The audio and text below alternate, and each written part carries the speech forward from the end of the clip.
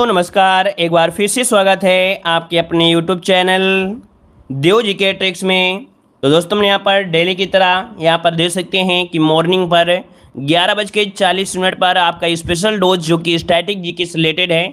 और यहाँ पर आप कह सकते हैं कि आप लोगों के जो 10 नंबर एग्जाम में पूछे जाते हैं सामान्य अध्ययन पीईटी एग्जाम में जो 10 नंबर आपके हैं वो आपके यहाँ पर पढ़ाए जाते हैं। साथ ही दोस्तों हम लोग यहाँ पर बात करने वाले हैं यूपीडब्ल्यूएससी पेट एग्जाम 2023 के बेस्ट बुक के बारे में, जो कि चक्षु प्रकाशन की बुक है। जो कि आप जानते हैं चक्षु प्रकाशन का जो कंटेंट होता है बहुत ही बेस्ट होता है। यहाँ पर दोस्तों देख सकते हैं कि पेट एग्जाम के लिए गाइड के साथ साथ प्रैक्टिस सेट भी आपका मार्केट में आ चुका है।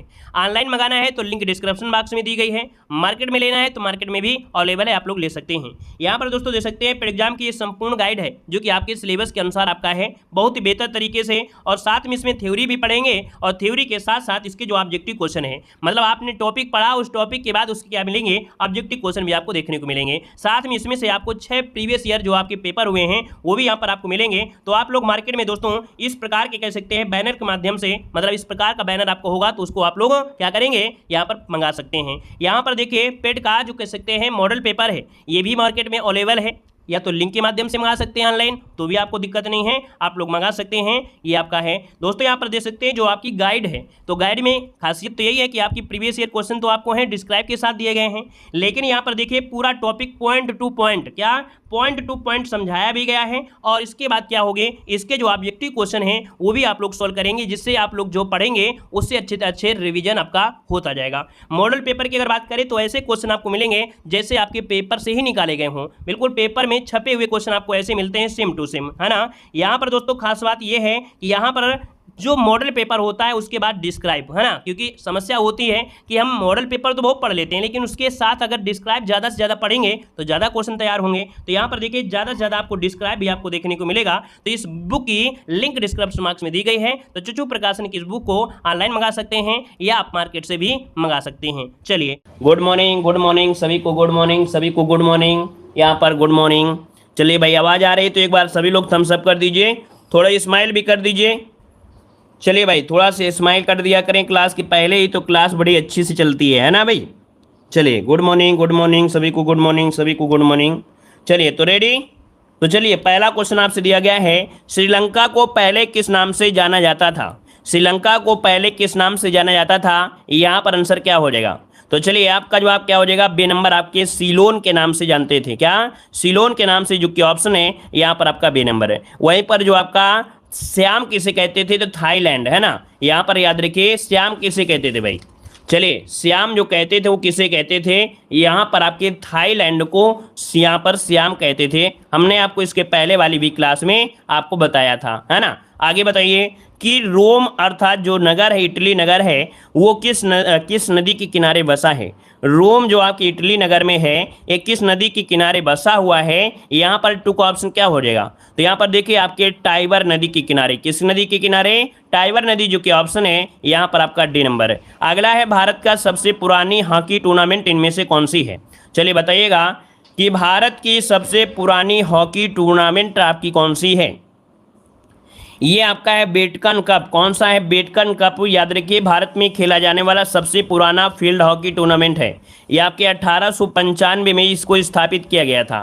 तो आपका जवाब हो जाएगा आपका ए नंबर। अगला क्वेश्चन दिया गया है, कह रहा आपसे फ्लाइंग सिख के नाम से किसे जाना जाता है। फ्लाइंग सिख के नाम से किसे जाना जाता है दोस्तों, यहाँ पर आपको जवाब देना है। आपका जो राइट आंसर हो जाएगा इनमें से क्या हो जाएगा। तो चलिए यहाँ पर देखिए काफ़ी लोग इसका भी जवाब दे रहे हैं। तो आपकी मिल्खा सिंह को, किसे भाई, मिल्खा सिंह को जाना जाता है। आपका राइट जवाब हो जाएगा यहाँ पर आपका सी नंबर है, राइट हो जाएगा। यहाँ पर आगे बढ़ते हैं, संयुक्त राष्ट्र दिवस कब मनाया जाता है। संयुक्त राष्ट्र दिवस कब मनाते हैं, यहाँ पर देखिए आपका जवाब क्या हो जाएगा, 24 अप्रैल या 24 अक्टूबर। 24 अक्टूबर लगा दें। चलिए लॉक कर देते हैं, आपका जवाब हो जाएगा डी नंबर है, 24 अक्टूबर 1945 की स्थापना हुई। तो यहाँ पर आपका 24 अक्टूबर इसका जवाब राइट हो जाएगा। अगला, देश के प्रथम उपराष्ट्रपति सर्वपल्ली राधाकृष्णन का जन्म दिवस के रूप में मनाया जाता है। तो भाई किस रूप में मनाते हैं। चलिए भाई आप देखते हैं 5 सितंबर, क्या 5 सितंबर को मनाते हैं, 5 सितंबर को मनाते हैं शिक्षक दिवस। तो ऑप्शन क्या बनेगा यहाँ पर बी नंबर इसका राइट हो जाएगा। अगला है जयदेव द्वारा लिखित ग्रंथ निम्नलिखित में से कौन सा है। तो देखो अभी आपने मॉडल पेपर सोल्व किया है पीटी में, वहां पर ये क्वेश्चन आपको जरूर मिलता है। हमने बताया है कि ये क्वेश्चन आपका पीछा नहीं छोड़ेगा, है ना। यहाँ पर जो आपका 7 नंबर है ऑप्शन हो जाएगा आपका बी नंबर गीत गोविंद हो जाएगा। अगला लाइफ डिवाइन किसकी प्रसिद्ध रचना है।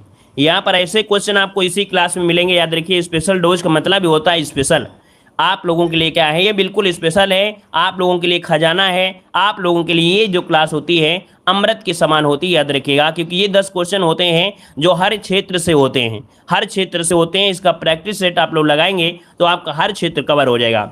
लाइफ डिवाइन किसकी रचना है, तो 8 का ऑप्शन क्या बनेगा। तो यहाँ पर देखिए 8 का ऑप्शन हो जाएगा आपका अरविंदो घोष, जिसको ऑप्शन आ रहा है बी नंबर है अरविंदो घोष, बिल्कुल राइट हो जाएगा। अगला धन्वंतरि पुरस्कार किस क्षेत्र में प्रदान किया जाता है।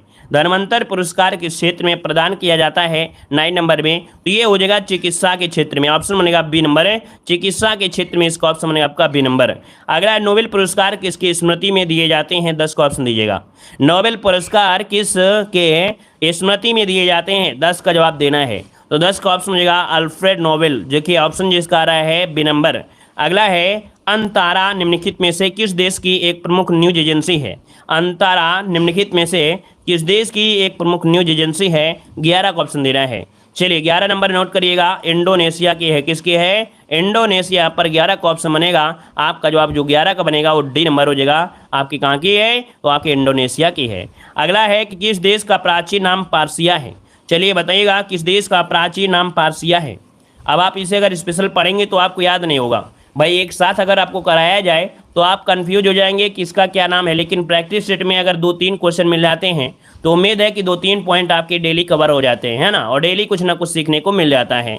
तो किस देश को प्राचीन नाम पारसिया है 12 नंबर में, तो ऑप्शन बनेगा आपका ईरान, जो आपका है ईरान। ईरान को कहते थे पारसिया, ऑप्शन बनेगा आपका ए नंबर। अगला है संयुक्त राष्ट्र महासंघ के प्रथम महासचिव कौन थे। संयुक्त राष्ट्र महासंघ के प्रथम महासचिव पूछा है दोस्तों। यहाँ पर आपका जो आंसर बनेगा क्या हो जाएगा 13 नंबर में। तो देखो यहाँ पर जो आपका त्रिगवेली थे, है ना, कौन थे भाई, ये त्रिगवेली थे, ये संयुक्त राष्ट्र के प्रथम महासचिव थे। तो आपका जवाब हो जाएगा यहाँ पर सी नंबर है। और आगे बढ़ते हैं, क्वेश्चन आपसे अगला पूछा गया है कि अंतर्राष्ट्रीय न्यायालय में किस भारतीय ने न्यायाधीश पद को सुशोभित किया है। अंतर्राष्ट्रीय न्यायालय में किस भारतीय ने न्यायाधीश का पद सुशोभित किया है, यहाँ पर 14 नंबर में। तो ये डॉक्टर नगेंद्र सिंह है। कौन है, डॉक्टर नगेंद्र सिंह, जो ऑप्शन है आपका ए नंबर इसका राइट हो जाएगा। और आगे बढ़ते हैं, प्रावधा निम्नलिखित में से कहाँ का प्रमुख समाचार पत्र है। प्रावधा निम्नलिखित में से कहाँ का प्रमुख समाचार पत्र है, 15 का ऑप्शन दीजिएगा। लॉक करिए भाई सभी लोग। चलिए ये है आपके मास्को, जो कि आपके रूस का है, मास्को शहर का है ये समाचार पत्र, जो कि प्रावधा है। ये बहुत ही सुर्खियों में रहता है। ऑप्शन यहाँ पर ये नंबर आपका राइट हो जाएगा। अगला यूनेस्को का मुख्यालय कहाँ पर है। यूनेस्को का मुख्यालय यहाँ पर बताना है। आपका जवाब क्या हो जाएगा, चलिए भाई जवाब दीजिए। यहाँ पर आंसर जो बनेगा क्या बनेगा, तो 16 का ऑप्शन है आपका ये नंबर हो जाएगा पेरिस हो जाएगा। क्या हो जाएगा, पेरिस, इसका ऑप्शन आ रहा है ये नंबर बिल्कुल राइट हो जाएगा पेरिस। अगला दिया है निम्नलिखित में से किसे केकों का देश के उपनाम से जानते हैं। बताइएगा केकों का देश के उपनाम से जानते हैं, जवाब दीजिए। पिछली बार आपसे भूटान के बारे में पूछा गया था, है ना, पिछली बार आपसे भूटान के बारे में क्वेश्चन आया था कि भूटान को किस नाम से जानते थे। वैसे ही आपको इस बार को भी एक क्वेश्चन जरूर मिलेगा। तो यहाँ पर देखो दिया है केकों का देश जो कहते हैं वो कहते हैं आपके स्कॉटलैंड को। किसे, स्कॉटलैंड, जो कि ऑप्शन है आपका डी नंबर। अगला है दुष्यंत कालिदास की किस रचना में मिलता है। दुष्यंत तो है ये कालिदास की किस रचना में मिलता है, 18 का ऑप्शन दीजिए क्या हो जाएगा। तो 18 का ऑप्शन डी हो जाएगा अभिज्ञान शकुंतला में मिलता है। इसका जो है राइट आंसर बनेगा वो आपका डी वाला बनेगा। अगला एशियाई विकास बैंक का मुख्यालय कहाँ पर स्थित है। एशियाई विकास बैंक का मुख्यालय कहाँ पर स्थित है, 19 नंबर में। तो ये भैया आपके मनीला में है। कहाँ पर, मनीला, जो कि फिलीपींस में है। आपका जवाब जो हो जाएगा यहाँ पर आपका डी नंबर है राइट हो जाएगा। अगला क्वेश्चन दिया गया है कि आपसे शांति का प्रतीक कौन होता है। है तो आप सफेद कबूतर बता सकते हैं। तो आपका जवाब यहाँ पर सी नंबर है राइट हो जाएगा। क्लियर है भाई, आगे बढ़िए। क्वेश्चन आपसे दिया गया है कह रहा आपसे 1000 झीलों की भूमि के नाम से किसे जाना जाता है। चलिए 21 की अगर हम बात करें तो देखो जो आपका फिनलैंड है, फिनलैंड को 1000 झीलों की भूमि के नाम से जाना जाता है। लगभग यहाँ पर बहुत झीलें हैं, है ना, बहुत झीलें हैं। मतलब देखा जाए तो देखो हम लिख बता रहे हैं 1680000, ठीक है ना। और यहाँ पर द्वीप कितने हैं, यहाँ पर द्वीप हैं 179000। इतने द्वीप हैं याद रखिए और इतनी झीलें हैं। और देखिए कितनी हो गई, कई, ढाई, सैकड़ा, हजार, 10,000, लाख, बहुत झीलें यहाँ पर हैं, ठीक है ना, और द्वीप भी यहाँ पर हैं। तो इसका जो आंसर हो जाएगा आपका ए नंबर हो जाएगा। आगे बढ़ते क्वेश्चन आपसे अगला पूछा गया है, चंद्रमा पर मानव भेजने वाला प्रथम देश निम्नलिखित में से कौन था। चंद्रमा पर मानव भेजने वाला प्रथम देश पूछा है, देखिए 22 नंबर में, तो ये है आपके जो संयुक्त राज्य अमेरिका है, संयुक्त राज्य अमेरिका ने भेजा था, याद रखिएगा। और जो व्यक्ति उतरे थे वो व्यक्ति का नाम था नील आर्मस्ट्रांग, है ना। तो ऑप्शन क्या हो जाएगा, ए नंबर। अगला क्वेश्चन दिया गया है खराब से, ओपेक की स्थापना कब हुई थी। ओपेक की स्थापना जो हुई थी वो आपकी कब हुई थी। तो देखो यहाँ पर आंसर क्या बनेगा, तो आंसर आपका हो जाएगा यहाँ पर 1960 में, याद रखिए 1960 में, ये सितंबर 1960 में हुई थी। और बगदाद में, कहाँ पर, बगदाद जो पड़ता है आपके कहाँ पर, इराक, तो इराक में आपकी हुई थी, याद रखिए बगदाद में। तो ऑप्शन यहाँ पर ए नंबर हो जाएगा। अगला क्वेश्चन आपसे दिया गया है, बिना ऑक्सीजन के माउंट एवरेस्ट पर चढ़ने वाला प्रथम व्यक्ति कौन है। चलिए यहाँ पर जो आंसर है आपका राइट आंसर क्या हो जाएगा, 24 नंबर का जवाब देना है। 24 को ऑप्शन में से क्या हो जाएगा, तो ये है आपके कौन, आपके फूदोरजी, क्या है भाई, फूदोरजी। यहाँ पर जो आंसर है वो आपका ए नंबर हो जाएगा, फूदेरजी इसका आंसर है, राइट हो जाएगा, ठीक है। तो आपका जवाब क्या बन गया, ए नंबर इसका राइट हो गया। चलिए आगे बढ़ते हैं। क्वेश्चन आपसे अगला पूछा गया है कि ज्योति किस देश की मुद्रा है। ज्योति किस देश की मुद्रा है, ज्योति किस देश की मुद्रा है, आपसे पूछा गया है। चलिए देखो एक हम पॉइंट बता दें, एक अगर आपको कभी ना मिले, क्योंकि वहाँ पर ये तो आपका ऑप्शन है, लेकिन यहाँ पर एक नाम है उनका, स्नो लेपर्ड, स्नो लेपर्ड। अगर ये ऑप्शन में होता, क्या स्नो लेपर्ड के नाम से जाने जाते थे। ये नेपाल के पर्वतारोही हैं, है ना। और जो सचिव रहे हैं वो टीकाराम गुरुरंग ने कहा था कि अंगरीता शेरपा एक महान पर्वतारोही थे, ठीक है ना। लेकिन ऑप्शन में नहीं है, कहीं कहीं पर इसे आपको सही किया गया है। और नहीं तो आपके स्नो लेपर्ड अर्थात हिम तेंदुआ के नाम से जाने जाते थे। तो यहाँ पर आपके जो आपके हैं कौन, तो गुरु टीकाराम, तो यहाँ पर आपका हो जाएगा। लेकिन आपको मिला नहीं है तो आपको ऑप्शन यहाँ पर ए नंबर दे देना है। यहाँ पर देखो दिया है, ज्योति किस देश की मुद्रा है। ज्योति किस देश की मुद्रा है, यहाँ पर जवाब देना है आपका राइट आंसर में से क्या हो जाएगा। राइट आंसर की अगर हम बात करें, देखिए 25 नंबर में, तो आपका जवाब क्या हो जाएगा 25 में, तो ऑप्शन हो जाएगा आपका यहाँ पर डी नंबर, पोलैंड। क्या हो जाएगा, ये पोलैंड की मुद्रा है, यहाँ पर इसका राइट आंसर हो जाएगा डी नंबर हो जाएगा। लगभग आपका 17.88 पैसे आपका होता है, तो आपका जवाब यहाँ पर डी हो जाएगा। अगला दिया गया है, देश में नरौरा नाभिकीय संयंत्र केंद्र किस राज्य में है। चलिए यहाँ पर देखिए 26 नंबर में, तो ये आपका जवाब हो जाएगा बी नंबर, आपके कहाँ पर, बुलंदशहर में है, याद रखिए इसका ऑप्शन जो आएगा वो आपका बी नंबर हो जाएगा। अगला है, हिंदी फिल्म अभिनेता राजकुमार का असली नाम बताना है। चलिए भाई यहाँ पर बताइएगा कि जो आपके राजकुमार थे, है ना, बताइएगा हिंदी फिल्म अभिनेता राजकुमार का असली नाम क्या था। कितने लोग जानते हैं भाई, हाथ में चिलिम लगाए रहते थे हमेशा, है ना, क्यों भाई, और इन्हें जॉनी के नाम से जानते थे। याद रखिए यहाँ पर जो 27 का ऑप्शन है वो आपका हो जाएगा भूषण पंडित। क्या, भूषण, कुलभूषण पंडित, इनका असली नाम था कुलभूषण पंडित, कुलभूषण पंडित था। और इनको प्यार से जो लोग रहते थे इनको क्या बोलते थे भाई, यहाँ पर इन्हें बोलते थे जॉनी। क्या बोलते थे भाई, इन्हों प्यार से इन्हें जॉनी के नाम से इन्हें जानते थे। और यहाँ पर ये जो आपके 1940 में थे, 1940 में मुंबई आए थे और मुंबई पुलिस में ये सब इंस्पेक्टर के रूप में काम करने लगे थे, ठीक है। मुंबई में सब इंस्पेक्टर के रूप में काम करने भी लगे थे, याद रखिएगा। तो याद रखिएगा इनका कुलभूषण इनका असली नाम था। प्यार से इन्हें, जिन्हें निक नेम बोलते हैं, निक नेम से इन्हें जॉनी के नाम से बुलाते थे। आगे बढ़ते हैं, क्वेश्चन आपसे अगला पूछा गया है, यहाँ पर कह रहा है प्रोफेसर अमर्त्य सेन को किस वर्ष अर्थशास्त्र का नोबेल पुरस्कार मिला था। तो यहाँ पर देखिए 29 नंबर का जो ऑप्शन है राइट क्या हो जाएगा, 29 नंबर की अगर हम बात करें तो क्या हो जाएगा। चलिए कोई क्वेश्चन छूटा तो नहीं है भाई, 28 नंबर। अच्छा एक क्वेश्चन दिया गया है, भारत रत्न से सम्मानित फिल्म जगत के प्रथम व्यक्ति कौन थे। क्वेश्चन नंबर 28 देखो यहाँ पर छूटा जा रहा था। भारत रत्न से सम्मानित फिल्म जगत के प्रथम व्यक्ति थे सत्यजीत राय, है ना, सत्यजीत राय, जो कि 1992 में ये आपको सम्मानित किया गया था। तो ऑप्शन यहाँ पर ए नंबर हो जाएगा। अगला दिया गया है, कह रहा आपसे प्रोफेसर अमर्त्य सेन को किस वर्ष अर्थशास्त्र का नोबेल पुरस्कार मिला था। तो देखो भाई यहाँ पर जो आंसर है आपका राइट क्या हो जाएगा। चलिए 29 नंबर की अगर हम बात करें तो आपका आंसर में से राइट क्या हो जाएगा, चलिए भाई, क्वेश्चन नंबर आपका आ गया है यहाँ पर 29 नंबर में, तो ऑप्शन सी हो जाएगा 1998 में। कब? 1998 में मिला था। ऑप्शन हो जाएगा आपका सी नंबर। अगला है दक्षिण सार्क का जो सदस्य संख्या है वो कितनी है? चलिए 30 का जवाब देना है। यहाँ पर बताना है कि सार्क का जो सदस्य संख्या है वो कितनी है। तो देखो आपको बताया था यहाँ पर ऑप्शन सी हो जाएगा आपका 8 है ना। क्या हो जाएगा? 8 हो जाएगा। क्यों? क्योंकि हमने बताया था 7 तो आपके पड़ोसी देश हो गए जो स्थलीय सीमा से मिले हुए हैं, 2 आपके पड़ोसी देश हो गए जो जलीय सीमा से हैं, है ना, और एक आपका हो गया भारत। क्या हो गया? एक हो गया भारत। कुल कितने हो गए यहाँ पर? 10 हो गए।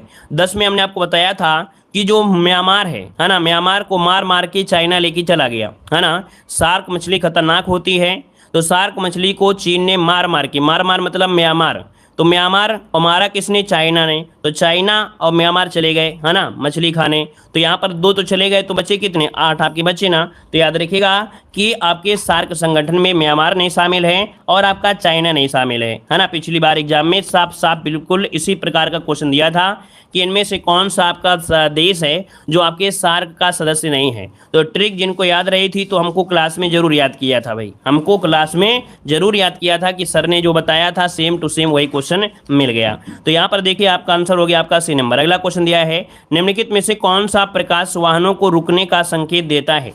तो देखो यहाँ पर एक क्वेश्चन आपका आ चुका है 31 नंबर में, जैसा कि आपको पिछले एक मॉडल पेपर में जिक्र किया जा रहा था, है ना। यहाँ पर देखो दिया है, कह रहा है रुकने का संकेत जो देता है वो कौन देता है? जो लाल प्रकाश होता है रुकने का होता है ना। यहाँ पर जो आपका हरा प्रकाश होता है वो जाने के लिए होता है, वहीं पर जो पीला प्रकाश होता है वो किसके लिए होता है? तो ठहराव के लिए होता है, ठहराव के लिए होता है। ठीक है, चलिए मतलब ठहराव क्या होता है कि आप अलर्ट हो जाइए, है ना, रुकने के लिए अलर्ट हो जाइए। तो यहाँ पर आंसर आपका बी नंबर हो जाएगा। अगला दिया गया है आराम हराम है या प्रसिद्ध नारा किसने दिया था? चलिए यहाँ पर जो आप दीजिए आराम हराम है या प्रसिद्ध नारा किसने दिया था, यहाँ पर आंसर आपका राइट क्या हो जाएगा? चलिए यहाँ पर देखिए 32 नंबर की अगर हम बात करें तो ऑप्शन ए हो जाएगा जवाहरलाल नेहरू। क्या? जवाहरलाल नेहरू, ऑप्शन आपका ए हो जाएगा। अगला दिया गया है कि कार्न फ्लावर किस देश का राष्ट्रीय फूल है? कार्न फ्लावर किस देश का राष्ट्रीय फूल है? 33 नंबर में। तो आपका जवाब क्या हो जाएगा? सी नंबर जर्मनी का हो जाएगा। क्या हो जाएगा? जर्मनी इसका जो ऑप्शन है, यहाँ पर आंसर आपका सी हो जाएगा। अगला है निम्नलिखित में से कागजी मुद्रा जारी करने वाला प्रथम देश कौन सा है? चलिए बताइएगा कि निम्नलिखित में से कागजी मुद्रा करने वाला प्रथम देश इनमें से कौन है? तो यहाँ पर देखो आपकी जो चीन ने जारी किया था, अर्थात इसका जो ऑप्शन है वो आपका बी नंबर राइट हो जाएगा। यहाँ पर आगे बढ़ते हैं। क्वेश्चन दिया है विश्व उपभोक्ता अधिकार दिवस मनाया जाता है। विश्व उपभोक्ता अधिकार दिवस मनाते हैं, यहाँ पर बताइए क्या हो जाएगा? तो 15 मार्च को मनाते हैं। कब मनाते हैं? 15 मार्च को मनाते हैं। ऑप्शन आपका सी नंबर राइट हो जाएगा। और अगला दिया है कि जापान की सरकारी रिपोर्ट अथवा प्रकाशन को किस नाम से जाना जाता है? जो जापान की होती है, यहाँ पर जवाब दीजिए, आपका आंसर क्या हो जाएगा? जापान की सरकारी रिपोर्ट यहाँ पर 36 नंबर में। तो ऑप्शन यहाँ पर ग्रे बुक होती है। क्या होती है? ग्रे बुक होती है। ये जो आपकी पीली बुक होती है ये फ्रांस की होती है। कहाँ की होती है? तो आपकी फ्रांस की आपकी होती है। अगला क्वेश्चन दिया गया है कि अफगानिस्तान की संसद को कहा जाता है। अफगानिस्तान की संसद को क्या कहा जाता है? 37 नंबर में। तो यहाँ पर ऑप्शन आपका बी हो जाएगा शोरा। क्या कहते हैं भाई? शोरा कहते हैं। ऑप्शन बनेगा आपका बी नंबर शोरा हो जाएगा। अगला है मुखबरात निम्नलिखित में से किस देश की एक गुप्तचर संस्था है? मुखबरात निम्नलिखित में से किस देश की एक गुप्तचर संस्था है? 38 नंबर में। तो ये मिस्र की है। कहाँ की है? मिस्र की है। ऑप्शन सी हो जाएगा, मिस्र हो जाएगा। अगला दिया है अफ्रीका देश घाना का प्राचीनता नाम क्या था? देखिए जो घाना है इससे भी क्वेश्चन आपके बनते हैं, तो याद रखिए अफ्रीका देश है और यहाँ का पुराना नाम था गोल्ड कोस्ट। क्या था भाई? गोल्ड कोस्ट के नाम से जानते थे। ऑप्शन बी हो जाएगा गोल्ड कोस्ट। अगला दिया है एशियन ड्रामा के लेखक आपके कौन है? बहुत अच्छा क्वेश्चन दिया गया है। बताइए भाई एशियन ड्रामा के जो लेखक है वो आपके कौन है? ये है गुन्नार मिर्डल। ऑप्शन बनेगा यहाँ पर बी नंबर है। ऑप्शन आपका बी हो जाएगा। अगला है निम्नलिखित में से किस देश को एम्पायर सिटी कहा जाता है? चलिए बताइएगा किस देश को एम्पायर सिटी के नाम से जाना जाता है? तो देखिए आपका जवाब हो जाएगा यहाँ पर सी नंबर न्यूयॉर्क। क्या? न्यूयॉर्क को द एम्पायर स्टेट के नाम से जाना जाता है। ठीक है, आगे बढ़ते हैं। क्वेश्चन आपसे अगला पूछा गया है निम्नलिखित में से किसे दक्षिण भारत का मैनचेस्टर कहा जाता है? चलिए बताइए किसे दक्षिण भारत का मैनचेस्टर कहा जाता है? चलिए देखिए आपका जो कोयम्बटूर है, कोयम्बटूर को दक्षिण भारत का मैनचेस्टर कहा जाता है। भारत अपने व्यापार में वस्त्र उद्योग के कारण कपास की आवश्यकता को पूरा करने के लिए यहाँ पर ये मैनचेस्टर शब्द जोड़ा गया है। अगला दिया गया है, निम्नलिखित में से कौन सा देश एशिया का प्रवेश द्वार कहलाता है? एशिया का प्रवेश द्वार जो कहलाता है वो किसे कहा जाता है? चलिए क्वेश्चन नंबर 43 आपको बताना है, आपका जवाब क्या हो जाएगा? तो देखिए ऑप्शन हो जाएगा सी नंबर जो तुर्की है, तो तुर्की को एशिया का प्रवेश द्वार कहा जाता है, नोट करिएगा, ऑप्शन आपका सी नंबर है राइट हो जाएगा। और अगला क्वेश्चन दिया गया है, संसार में सबसे अधिक वर्षा वाला जो स्थान है वो आपका कौन सा है? चलिए ऑप्शन क्या बनेगा, यहाँ पर देखिए जो आपका मासिनराम है मेघालय, यहाँ पर दुनिया में सबसे ज़्यादा बारिश होती है, याद रखिएगा, Guinness book of world record आपके भारत के मेघालय के मासिनराम के रूप में दर्ज किया गया है। आगे बढ़ते हैं, क्वेश्चन आपसे दिया गया है, विश्व की सर्वाधिक गहरी झील कौन सी है? विश्व की सर्वाधिक गहरी झील पूछा गया है, तो गहरी झील कौन सी है? बैकाल झील है, जो कि आपकी रूस में है। ऑप्शन क्या हो जाएगा आपका? सी नंबर इसका राइट हो जाएगा। जो टिटकाका झील है वो कैसी झील है? एक नौकायान झील है, याद रखिए, जो कि दक्षिण अमेरिका में आपकी झील है। विक्टोरिया झील आप जानते हैं कहाँ पर है? तो आपकी अफ्रीका में है, जिससे नील नदी निकलती है आपकी विक्टोरिया झील। और ये सबसे गहरा सागर जो आपका अमृत सागर हो गया। अगला दिया गया है, बेसबॉल के प्रत्येक पक्ष में कितने खिलाड़ी होते हैं?